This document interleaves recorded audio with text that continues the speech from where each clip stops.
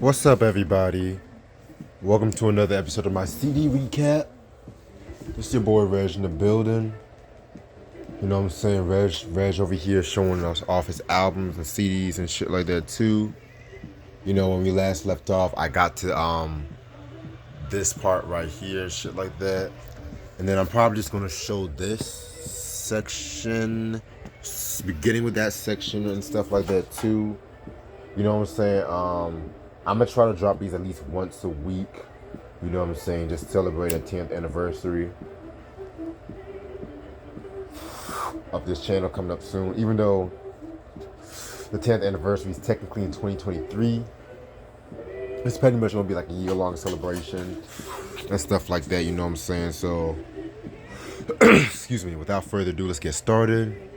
I got Tony Braxton's fucking Libra album playing in the background. Very dope album. Very underrated if you ask me. Alright, we got DJ Jazzy Jeff and the Fresh Prince. And in this corner, this came out in 1989. I'm gonna be real with y'all. This is actually my least favorite album from them.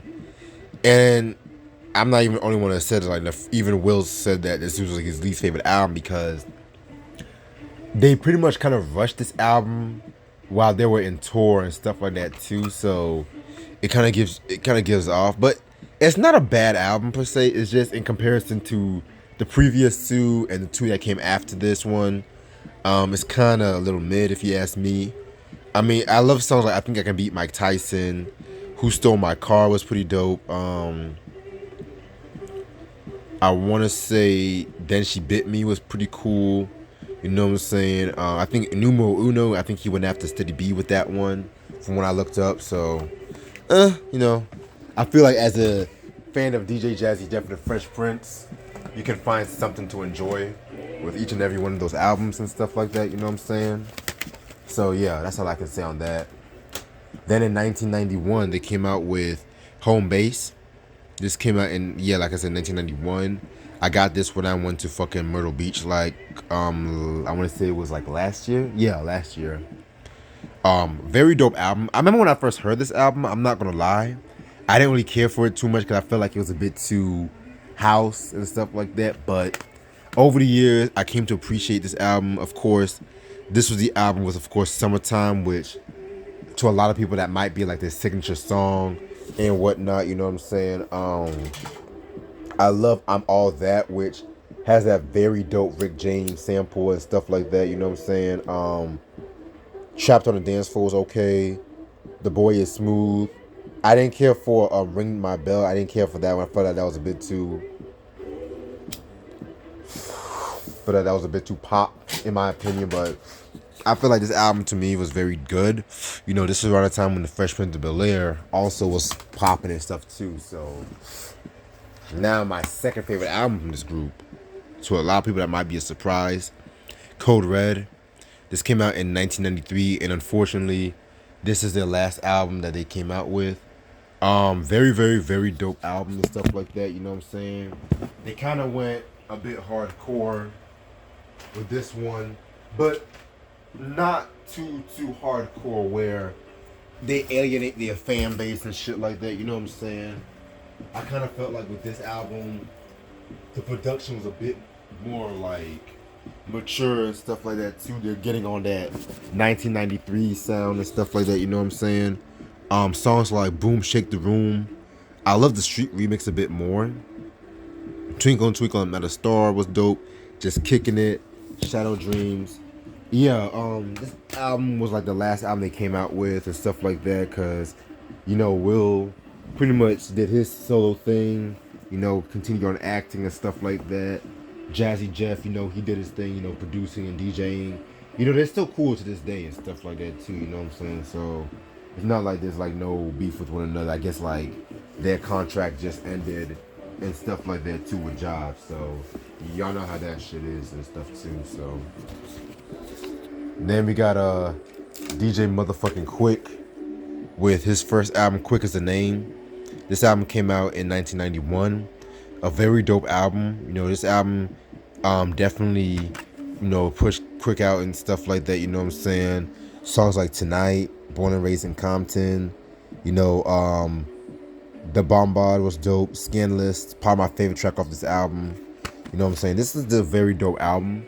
I know a lot of people say that this is like his best album. I kind of tend to disagree. I mean, don't get me wrong. Quick as a Name was cool, but you know he was still trying to find his groove. Like he was using like a lot of familiar samples, and stuff like that too. But it gave it like a quick taste to it. You know what I'm saying?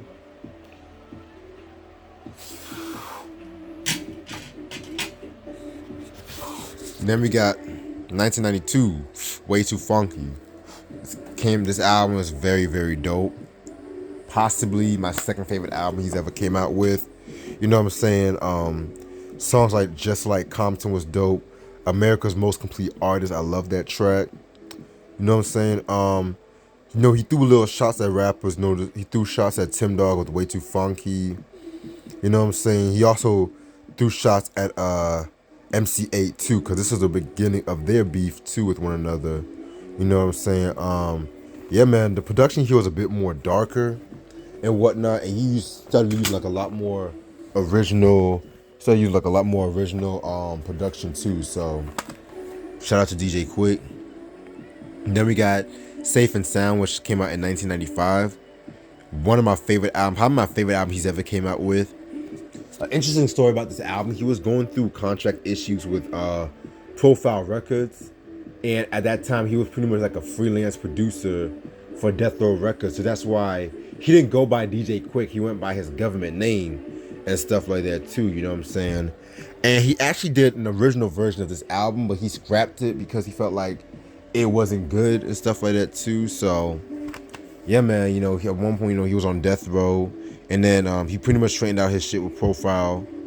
And yeah, this album was pretty good, you know. It's Your Fantasy, that's a fucking dope classic. Dollars and Cents, I mean, everyone knows the story with that track, you know, going after MC8. Get At Me, you know, he went after AMG. I want to say he also went after Everlast on that track too, I want to say. You know what I'm saying? Yeah, man, this album to me was very fucking dope, you know what I'm saying? Must have in your collection.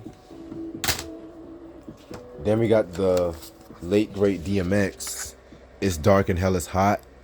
This album came out in 1998. Hip hop classic, in my opinion. This is actually the only X album I actually got on CD shit too, because the rest I got on vinyl. You know, I love songs like Fucking With D. You know, X is Coming. You know, Stop Being Greedy. Classic. The Convo. Crime Story. Very, very, very dope record and stuff like that. You know what I'm saying? Rest in peace, DMX. You know, his legacy would never be forgotten and stuff too. So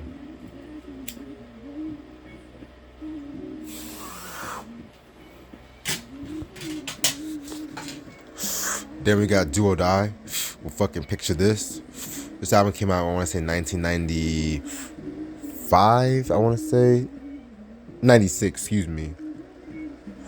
This was a very dope album. You know, Do or Die. You know, they were known for like that kind of Midwest fast rapping and stuff like that too. You know, this was known for songs like Pole Pimpin' and stuff like that. You know what I'm saying? It's been years since I've actually peeped this album. Like I said, this was part of the Coverless collection, so I actually trying to find a case for it. So yeah, man, definitely gotta re-listen to this album again. I'm gonna put this to the side and stuff like that too. Then we have Nate Dogg with the G-Funk Classics Volume 1 and 2. This came out in 1998. This is his first album. Very, very dope album. Interesting story about this album was that, you know, the album has two discs. The Ghetto Preacher side, this was his album he did on Death Row. But then you have The Prodigal Son was like the one he did for like around 97, 98 and stuff like that too. So the story with this album, you know, Death Row Records, of course, was going downhill. After Pac died, Suge went to jail, Dre left, yada, yada, yada. We all know the story. And Nate Dogg, he was getting fed up because the album kept getting pushed back. So when Suge went to jail, he actually had to steal his masters back from the Death Row offices. And so that's when he pretty much came out with this album and stuff like that too. I'm gonna keep it a buck with you guys. Very good album. I'm more of a fan of the Ghetto Preacher than the Prodigal Son. Nothing against the Prodigal Son, but I did like that Death Row kind of production on the Ghetto Preacher, like songs like These Days, Dirty Hole Draws, Me and My Homies, Never Leave Me Alone.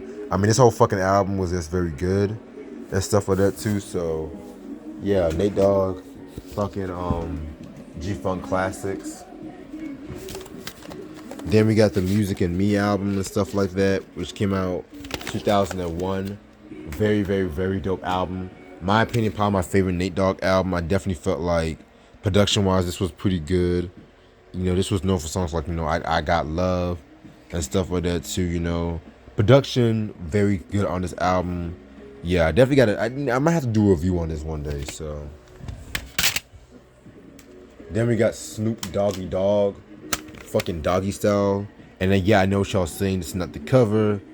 Yeah, I got this from Amazon a while back ago, and the nigga I got this from, first of all, this is actually the OG copy of Doggy Style, first of all. I think the motherfucker said it was like a 2001 reissue or some shit. Then he didn't give me the front cover of this, so I think this is like the booklet or whatever, stuff like that too, you know what I'm saying? But overall, this is the hip hop classic. I'm so fucking grateful I got the OG copy.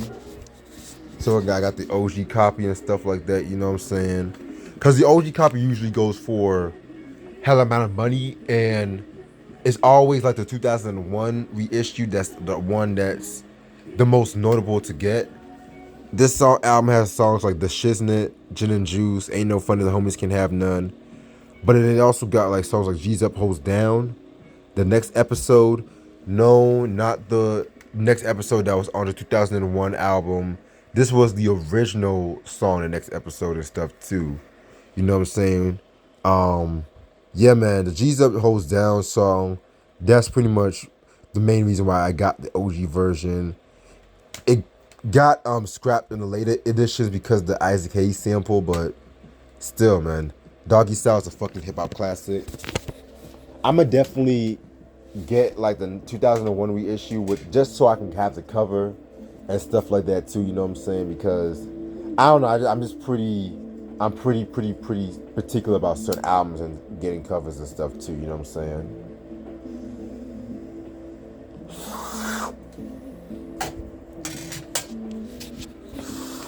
Then we got Snoop Dogg with The Dogfather. This came out in 1996, his second studio album. You know, this came out, you know, like I mentioned, with the Nate Dogg, when Death Row was just going downhill. This album was okay. I didn't care too much for the production, honestly. I mean, production was pretty good. Like, I love DJ Pooh, but some of his weakest beats were on this album and stuff like that too. I didn't care for the singles like The Dogfather. I didn't care for what was it? Snoop's Upside Your Head. I didn't care for that. But it does have some gems too. Like Freestyle Conversation was good. 6 Minutes was dope and stuff like that. One song I wish was on this album was Midnight Love. I love that fucking record. I think they dropped an EP. Either that came out on an EP or it came out on the Dead Man Walk-In compilation and stuff like that too. But I mean, for diehard Snoop fans, I would get it. I would recommend it, but don't expect the Doggy Style. Then we got The Game Is To Be Sold, Not To Be Told. This was the first album that he did on No Limit Records. In my opinion, I did not care for this album. I know a lot of diehard Snoop fans love this one and stuff like that, but I felt like he got better. His output got better. Like No Limit, Top Dog, and The Last Meal, those were his magnum cremes, his creme de la creme when it comes to No Limit. But this one, I didn't care. I mean, I like Gin and Juice too. Silla G thing was pretty good.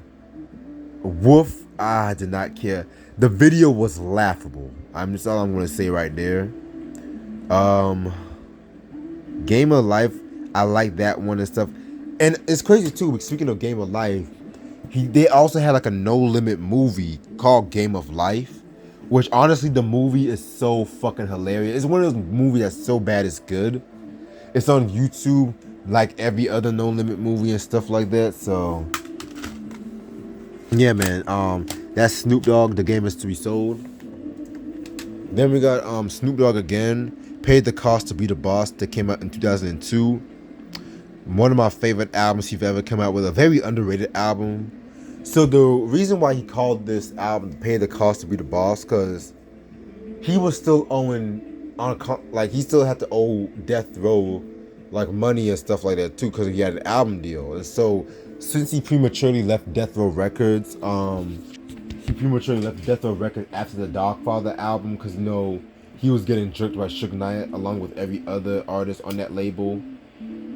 He pretty much had to like pay like the money he made from like No Limit, Top Dog, The Game Is to Be Sold, even The Last Meal. He had to pay Suge, royalties, percentages to him. That's why he called The Last Meal, because that was the last album he was still under Suge. So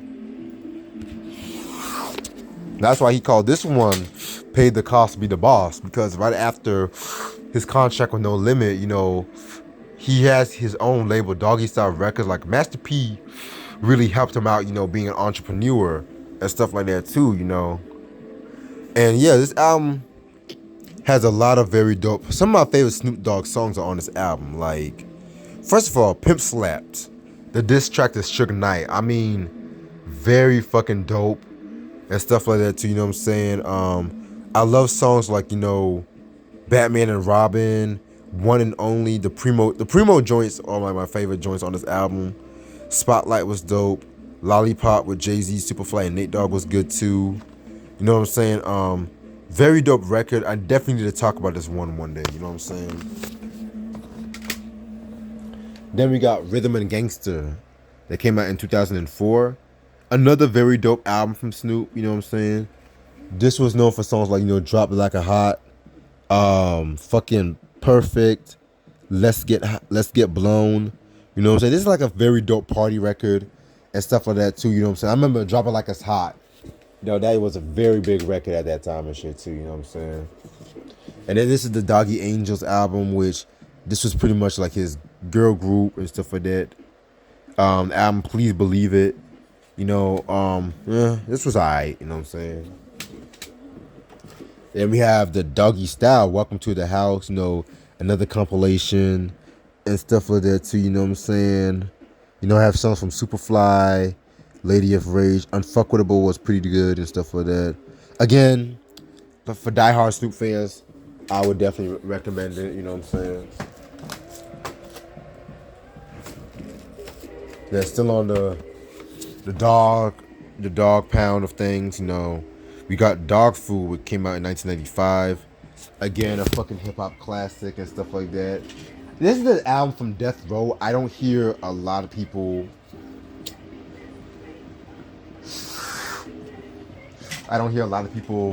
talk about like in comparison to like Doggy Style, The Chronic, even All Eyes on Me, but I feel like it has to do with the fact that Dre didn't really do like a lot of production. He pretty much only mixed his record. But yeah, songs like fucking Riding, Slipping and Sliding, Let's Play House, I Don't Like to Dream About Getting Paid. Very dope record. Of course, the song New York, New York. Everyone knows about that record and shit like that, but that's the fucking OG copy of it. Then we have Drew World Order from Drew Hill. This came out in 2002. This was when Cisco came back to the group and then they added another member. I didn't mention I did have to re-listen to this album, but I definitely like the fact that just Cisco returned and stuff like that too, you know what I'm saying? Yeah, definitely expect a review on this one. So then we got The Doors, Strange Days. This came out in 1967. A couple months right after what's the album? Their self-titled album and stuff like that. To me, this is probably my favorite album next to Morrison Motel. This is known for songs like Your Lost Little Girl, Unhappy Girl, Moonlight Drive, Love Me Two Times. I mean, some of the Doors' most craziest songs ever from this period. Then we have the fucking Soft Parade. It came out in 1969. A lot of people said this was their weakest album. I highly, highly, highly fucking disagree. That honor goes for Waiting for the Sun that came out before this one. Now this one is not as good as some of the other ones, but I definitely feel like this one definitely had some heat too. Like, you know, Touch Me, this title track was dope. Shaman's Blues was cool. You know what I'm saying? So, yeah, man. And then 1970, we got Morrison Hotel. Very dope record. Probably my favorite album that they've ever came out with. You know, this was when they pretty much went back to like their blues rock roots and stuff like that too. You know what I'm saying? This is known for songs like Roadhouse Blues, Land Ho, you know, Ship of Fools, Blue Sunday, Waiting for the Sun, which that was an outtake, of course, from the title album prior, which honestly that should have definitely been on that record, but I'm not complaining. So yeah, this was a very dope record. Then we have The Doors with L.A. Women. This came out in 1971, and this is the last album that came out with Jim Morrison. Again, another one of my favorite records and stuff like that too. You know, this one they definitely added like a lot of bass to this album and stuff like that too. You know what I'm saying? Paul Rothchild actually left during the recording of this record and stuff like that too. So the album was pretty much produced by Bruce Botnick and stuff like that. You know what I'm saying? Songs like Lovin' Madly, the title track, Riders on the Storm. I mean, this whole fucking record, very, very. This is like a nice send off to Jim Morrison, who died, I want to say a couple more months after this record was released. Yeah.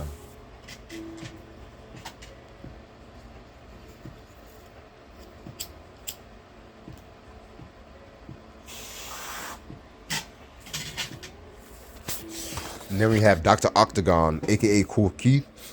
You know, this album came out in 1996. You know, I really wanted to put this under the K's, but he went by like the Dr. Octagon moniker, so I was like, you know what? I don't mind putting him with the D's. Hip hop classic, one of my favorite hip hop albums of all time. You know, this was known for songs like 3000, Earth People, Blue Flowers, Girl, Let Me Touch You, Wild and Crazy, Real Raw, No Awareness. And I say, No Awareness. Dun, dun, dun, dun. Fucking fire album and stuff like that. I need to get my hands on the collab album he did with Tim Dog too, but that one goes for a stupid amount of money. Then we have Dr. Dre. Wait a minute, what the fuck? Oh shit, I'm slipping. I forgot. Then we have Dr. Dre, Chronic, fucking classic album. This came out in 1992. This is the OG copy of this album and stuff like that. Just letting y'all know. No, so known for songs like Lil Ghetto Boy, Lyrical Gangbang, Nothing But a G Thing, and stuff like that too. You know what I'm saying? Y'all should know. Speaking of contracts, you know he was still on contract with Ruthless Records, but y'all should know the story how Suge pretty much manhandled Easy, got him out of the contract, but Easy was still making money from this album and stuff too. You know what I'm saying? So yeah, man, that shit. That's why the contracts, people sleep on them and stuff like that too. Then I got the Chronic Relit from the Vault. This was pretty much just a reissue of the Chronic. I'm not really into getting like reissues like that, but the reason why I got this one because you got some of the Solar Records sessions that they done and stuff like that. You know what I'm saying? You got like commercials and stuff like that. You know what I'm saying? Which you guys should definitely know that Death Row originally started out on the office of Solar Records and stuff too. Rest in peace to Joel. They had a dope song, Smoke Enough Bud, with Snoop Dogg. I love that fucking record. It uses the sample of the Jones Girls and stuff like that. Shout out to the Jones Girls family, by the way, too. You know, shout out to Kim and all them shit. You know what I'm saying? Then we got Dr. Dre Presents the Aftermath. This came out in 1996, right after he left Death Row Records. You know, this is not the best compilation. But production-wise, some of Dre's best beats are on this album. You know, I love songs like East West Coast Killers. You know what I'm saying? I'm shitting on top of the world. Yes, yes, y'all. To the beat, y'all. Yeah, yeah, yeah, yeah.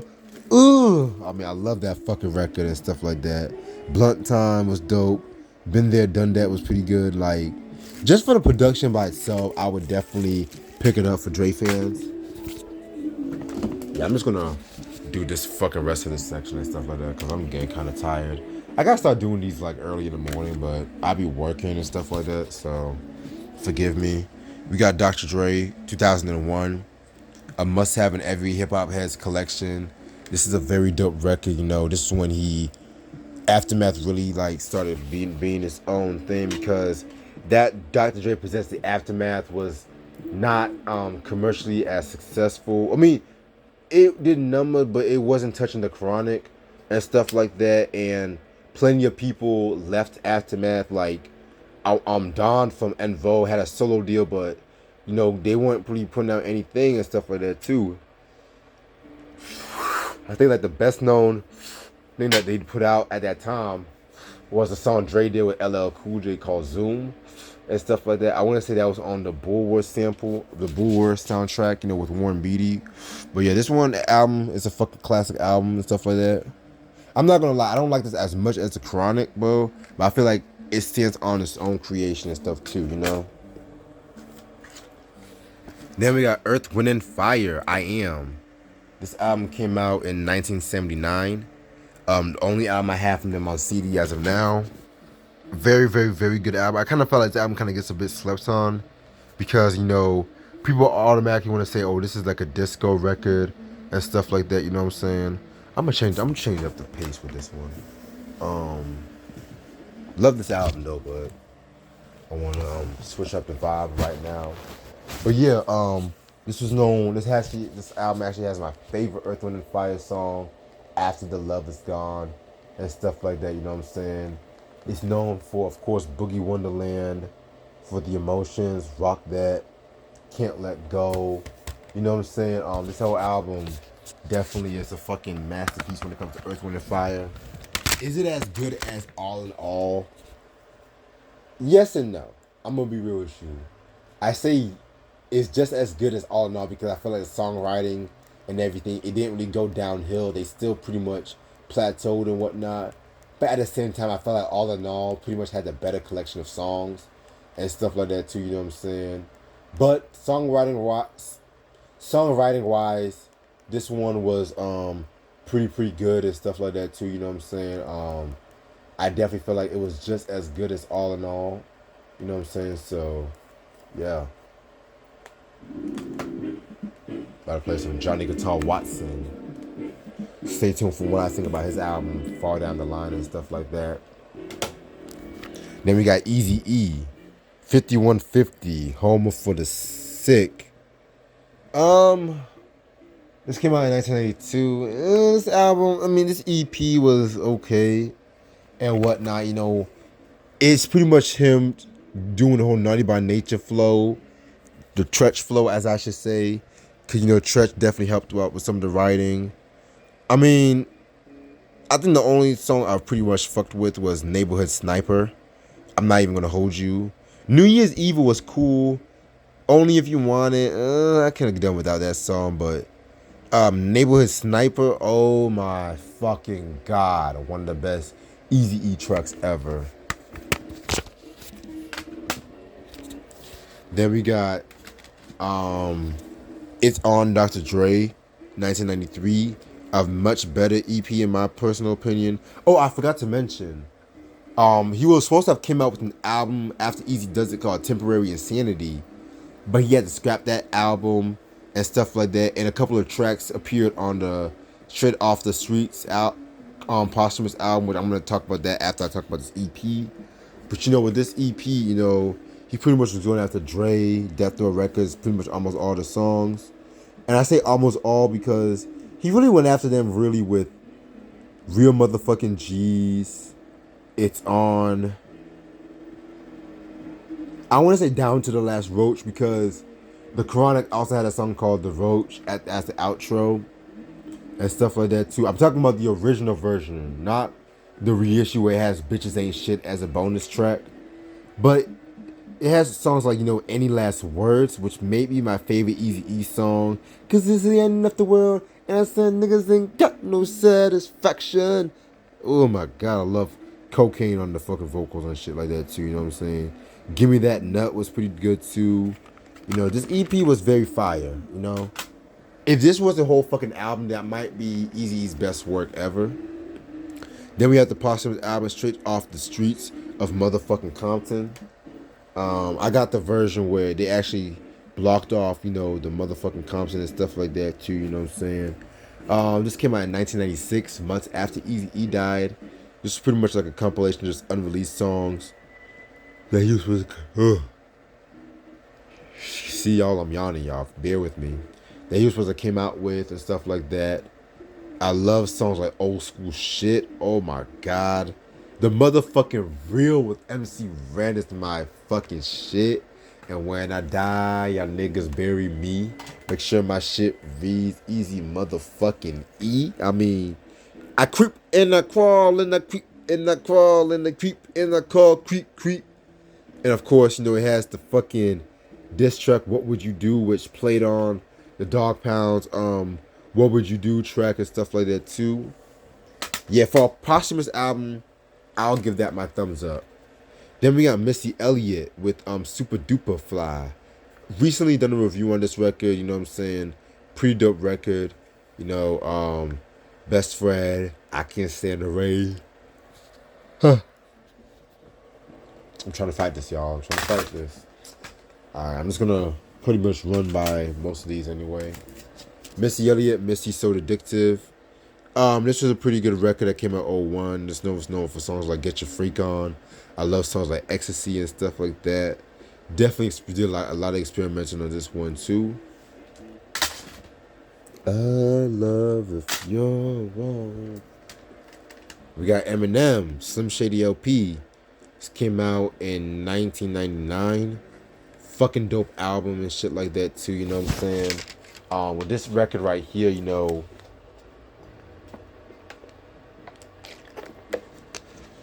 pretty much saved Aftermath Records.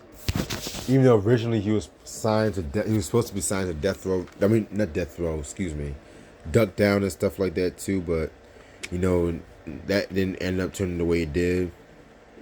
Known for songs like 97 Bonnie and Clyde, Rock Bottom, My Name Is, Just Don't Give a Fuck with Dope. This is an Eminem I fucking like, but the Marshall Mathers LP is 2000.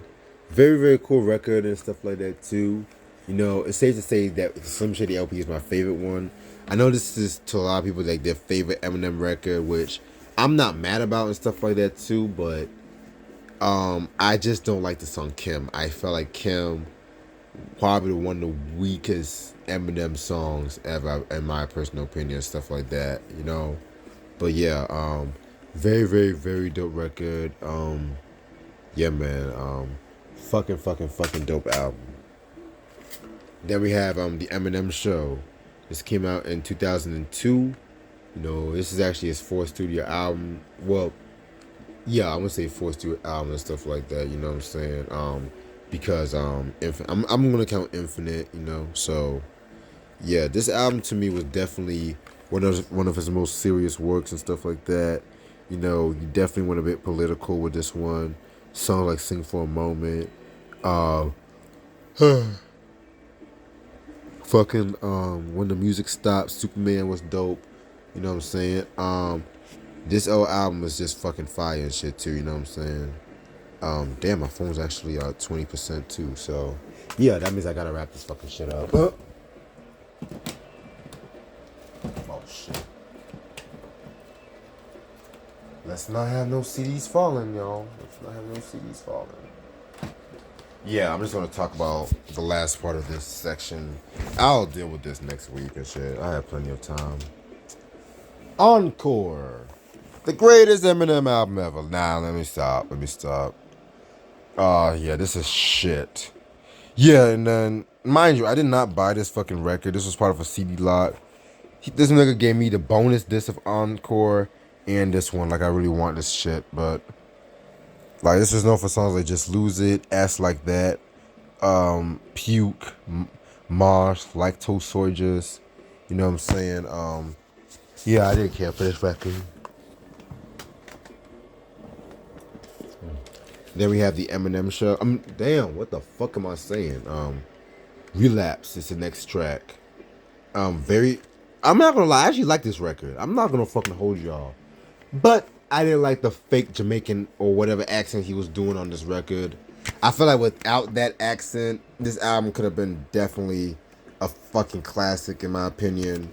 You know what I'm saying? This is known for songs like Bagpipes from Baghdad, fucking dope diss to Eminem, Mariah Carey, and Nick Cannon. You know, We Made You was dope. Deja Vu was cool. Old Time Sake with Dr. Dre was dope too. You know what I'm saying? Yeah, this whole fucking album was just pretty good. I know a lot of fans kind of say this was like the beginning of the end. I'm not gonna lie, I like this more than Encore. I'm not gonna fucking hold y'all. I like this more than Encore and stuff like that too. Then we have the Marshall Mathers LP2. This came out in 2013. I'm gonna say this album was pretty much above average and stuff like that too. You know what I'm saying? I felt like Rick Rubin's production choice was kind of one of the main ifs about this album and stuff like that. You know what I'm saying? But you know, this record to me, I like it better than Recovery and most current Eminem album. Like, give me this over Kamikaze and Revival and shit like that too. You know, songs like Rhyme or Reason, you know what I'm saying, was pretty cool. You know, excuse me. What other song? What other song? Yeah, Survival, Legacy. You know what I'm saying? Yeah, this record right here was pretty decent. You know, this was around the time when everybody. Why did I know that was gonna fucking happen? This was around the time when everybody wanted to make a fucking sequel album and stuff like that too. You know what I'm saying? So there's that. Then we got Eminem with the curtain call, The Hits. You know, this was like the greatest hits compilation and stuff like that. You know what I'm saying?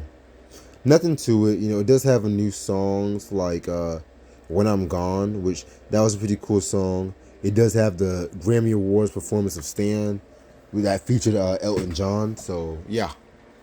En Vogue with their first album, Born to Sing, 1990. This is my favorite En Vogue album. This album to me was definitely very, very, very soulful with like a little light New Jack Swing and stuff like that too. You know what I'm saying? Singles albums known for was Lies. I want to say Lies was single. Don't Go. You know what I'm saying? Yeah, man, very, very, very dope record and stuff like that too. My personal favorite En Vogue album. Then we have on 1992, Funky Divas that came out. You know, I know a lot of people say this is like their best album. You know, I actually like this record. You know, this record is not that bad. Excuse me, it's not bad at all. But at the same time, you know, I felt like, you know, Born to Sing definitely was my favorite. This one took a lot more risk and stuff like that too. You know what I'm saying? Songs like fucking they cover of Aretha Franklin's giving him giving him something he can feel. You know what I'm saying? This Is Your Life, Free Your Mind was pretty good and stuff like that too. The last great En Vogue album, in my opinion, just when that was at their fucking peak. Alright. I got about 2 more artists to show. Then we got EPMD. You know, I got the 5 classic albums and stuff like that, you know what I'm saying? Strictly Business, fucking hip hop classic. I definitely love this record. This record is one of the most groundbreaking hip hop albums ever. Known for songs like You Got to Chill, the Steve Martin, I'm Housing. You know, this whole fucking album is just like, you can definitely like feel like pretty much like the fucking underground scene with this one and shit like that too. So yeah, man, very, very, very dope record. Then we got 1989's Unfinished Business. This came out and boy was this a fucking fire record as well too. You know what I'm saying? Definitely, you know, when it comes to this album and stuff like that, you know what I'm saying? Just keep you updated in case anything else happens, stuff like that too. Singles albums known for was Get the Bozak, you know, yeah, pretty much, yeah. Yeah, so this is EPMD's Unfinished Business. Alright, number 1990 came out with Business as Usual. Probably my favorite album they've ever came out with and stuff like that. This one they signed to Def Jam Records, and you know their sound definitely got a bit more darker and stuff like that too. You know, cause you know those earlier EPMD records, you know Eric Sermon, you know being the slow flower that he pretty much was dominating almost all those songs. But then you also had fucking Paris Smith. You know he's doing his thing and stuff like, especially when they started rapping over more fast-paced productions and stuff like that too. You know what I'm saying? Yeah, this album to me, very, very, very, very fire and shit.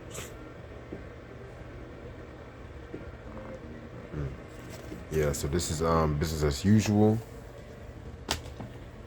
1992 brought us Business Never Personal. Very, very, very dope record. One of my favorite EPMD records to date. You know what I'm saying? This was when they were kind of going through their little beef and stuff like that because, you know, Paris Smith's house got robbed and whatnot too, and it was said that, you know, they robbers said that Eric Sermon, you know, sent him and stuff like that, and Eric Sermon to this day he denied, you know, setting Paris Smith up, and it got to the point where they almost came to blows during the Headbanger video and stuff like that too. So yeah, man. During like the last season, you know, Conley, I mean, what's his name? Yeah, pretty much was gonna what's his name? Oh, DJ Scratch. Yeah, DJ Scratch. He definitely laid more of a foundation here and stuff like that too. So, yeah, this was a pretty dope record. And 1997 we got Back in Business. You know, this one was pretty good too. You know what I'm saying? This definitely, you know, was like a nice chill album and stuff like that. You know what I'm saying? Known for songs like the Richter Scale, you know, Skim and stuff like that too. You know what I'm saying? Yeah, so this is EPMD Back in Business.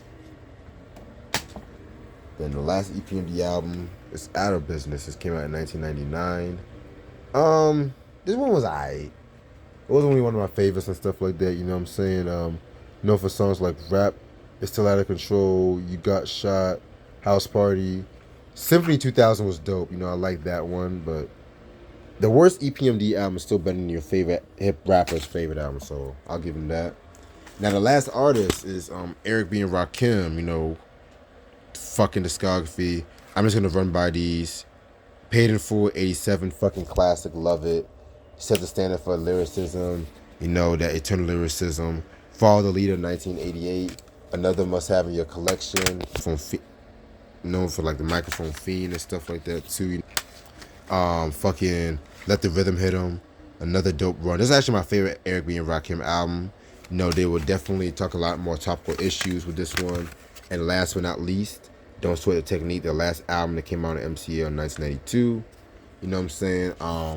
That one right there was pretty good. I know a lot of people kind of say that they fell off with that one. I strongly disagree.